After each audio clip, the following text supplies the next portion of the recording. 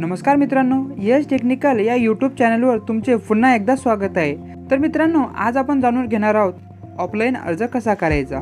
तर मित्रांनो, या व्हिडिओच्या डिस्क्रिप्शनमध्ये एक लिंक मिळणार आहे, तिथून तुम्ही अर्ज डाउनलोड करू शकता। दुसरी पद्धती नारी शक्ती दूत या ॲप्लिकेशनवरून डाउनलोड करू शकता। तसेच जर अर्ज करणारी व्यक्ती ही उंडणगावची असेल, बालाजी फोटो स्टुडिओ बाजारपट्ट्यामध्ये, तसेच बालाजी मंदिराजवळ प्रेम झेरॉक्स, तसेच आपले सरकार सेवा केंद्र, ग्रामपंचायत तसेच सेतू सुविधा केंद्र येथे तुम्हाला हा अर्ज सहज उपलब्ध होणार आहे। तर मित्रांनो, हा अर्ज कसा भरायचा चला जाणून घेऊया टप्प्याटप्प्याने। त्यापूर्वी मित्रांनो, तुम्ही जर चॅनलवर नवीन असाल तर चॅनलला सबस्क्राइब करा, बेल आयकॉनवर क्लिक करून ऑलवर क्लिक करून ठेवा, म्हणजे या योजनेसंदर्भातील किंवा इतर कोणतेही अपडेट असेल तर सर्वात प्रथम तुमच्यापर्यंत पोहोचेल। चला तर सुरू करूया। अशा प्रकारचा अर्ज तुम्हाला मिळणार आहे। तर सुरुवातीलाच तुम्हाला महिलेचे संपूर्ण नाव टाकायचे आहे। ज्या प्रकारे येथे नाव टाकले आहे त्याच प्रकारे तुम्ही तुमचे नाव येथे टाकायचे आहे। त्यानंतर महिलेचे लग्नापूर्वीचे नाव, तर महिलेचे लग्न झाले असेल तर लग्नापूर्वीचे जे नाव आहे ते तुम्हाला येथे टाकायचे आहे।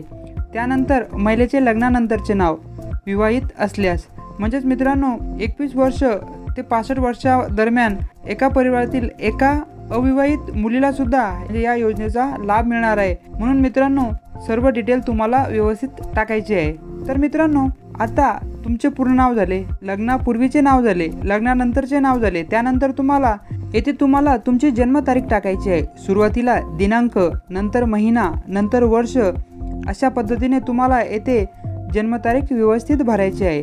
त्यानंतर अर्जदाराचा संपूर्ण पत्ता, येथे तुम्हाला तुमचा संपूर्ण पत्ता लिहायचा आहे। ही व्यक्ती उंडणगावची आहे, त्यामुळं येथे आपण अशा प्रकारे माहिती भरत आहोत। संपूर्ण ॲड्रेस टाकून झाल्यानंतर पुढे तुम्हाला जर तुमची ग्रामपंचायत असेल, नगरपंचायत असेल, नगरपालिका असेल किंवा महानगरपालिका असेल अशी नोंद करायची आहे। त्यानंतर जन्माचे ठिकाण, लाभार्थी महिलेचा जन्म कुठे झाला आहे त्याची संपूर्ण डिटेल तुम्हाला इथे टाकायची आहे। त्यामध्ये तुम्हाला गाव, तालुका, शहर तसेच राज्य इत्यादी माहिती येथे भरायची आहे। त्यानंतर आहे तुमचा मोबाईल क्रमांक, तुम्हाला तुमचा चालू असलेला मोबाईल क्रमांक येथे टाकायचा आहे। आता येथे तुम्हाला पात्र महिलेचा आधार क्रमांक टाकायचा आहे, म्हणजे चांगल्या अक्षरामध्ये तुम्हाला आधार क्रमांक लिहायचा आहे। त्यानंतर आहे महिलेचा जन्म परराज्यातील असल्यास, ज्या महिलांचा जन्म महाराष्ट्राबाहेरील आहे आणि त्यांचा विवाह महाराष्ट्रातील व्यक्तीशी झाला आहे अशाच महिलेसाठी हे कॉलम आहे, तेथे त्यांनीच माहिती भरायची। त्यानंतर शासनाच्या इतर विभागामार्फत राबविण्यात येणाऱ्या आर्थिक योजनेचा लाभ घेत आहात काय, जर तुम्हाला कुठल्याही प्रकारे पगार येत असेल तर तुम्ही येथे होय करायचे आहे। आणि ज्या सामान्य महिला आहेत की त्यांनी यापूर्वी शासनाच्या कोणत्याही योजनेचा फायदा घेतलेला नाही, अशा महिलांनी येथे नाही म्हणून लिहायचे आहे।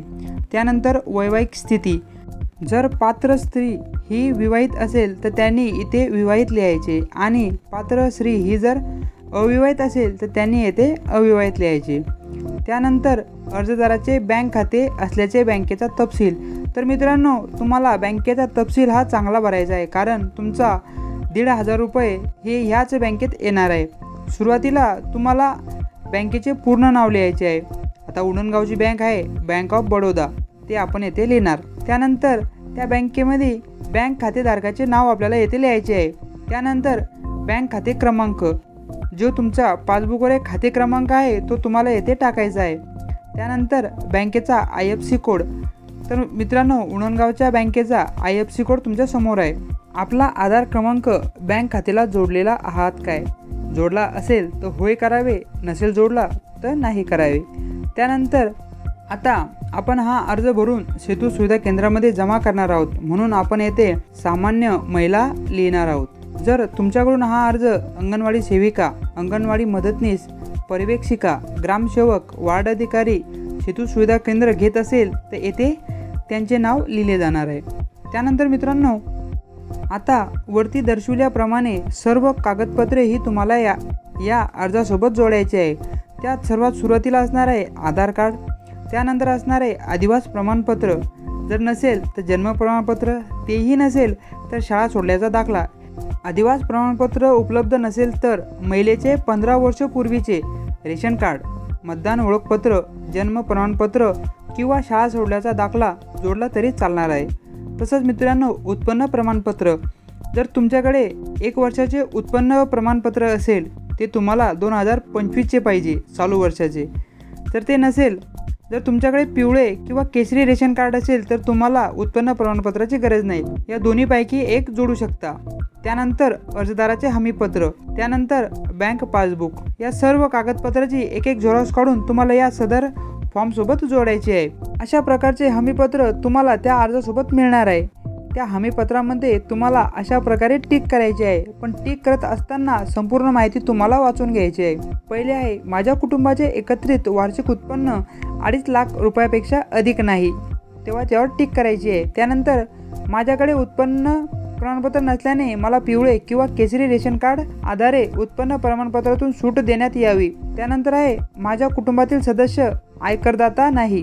मी स्वतः किंवा माझ्या कुटुंबातील सदस्य नियमित कायम कर्मचारी म्हणून किंवा सरकारी विभाग, उपक्रम, मंडळ, भारत सरकार किंवा राज्य सरकारच्या स्थानिक संस्थेमध्ये कार्यरत नाही किंवा सेवानिवृत्तीनंतर निवृत्तीवेतन घेत नाही.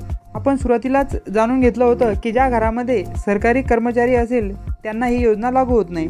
त्यानंतर आहे, मी बाह्य यंत्राद्वारे कार्यरत असलेली कर्मचारी, स्वयंसेवी कामगार, कंत्राटी कर्मचारी असून माझे उत्पन्न 2.5 लाखापेक्षा कमी आहे. त्यानंतर मी शासनाच्या इतर विभागामार्फत राबवण्यात येणाऱ्या दरमहा 1500 किंवा त्यापेक्षा अधिक रकमेचा आर्थिक योजनेचा लाभ घेतलेला नाही. माझ्या कुटुंबातील सदस्य किंवा विद्यमान किंवा माजी आमदार किंवा खासदार नाही. त्यानंतर माझ्या कुटुंबातील सदस्य भारत सरकार किंवा राज्य शासनाच्या बोर्ड, कॉर्पोरेशन बोर्ड, उपक्रमाचे अध्यक्ष, उपाध्यक्ष, संचालक सदस्य नाहीत.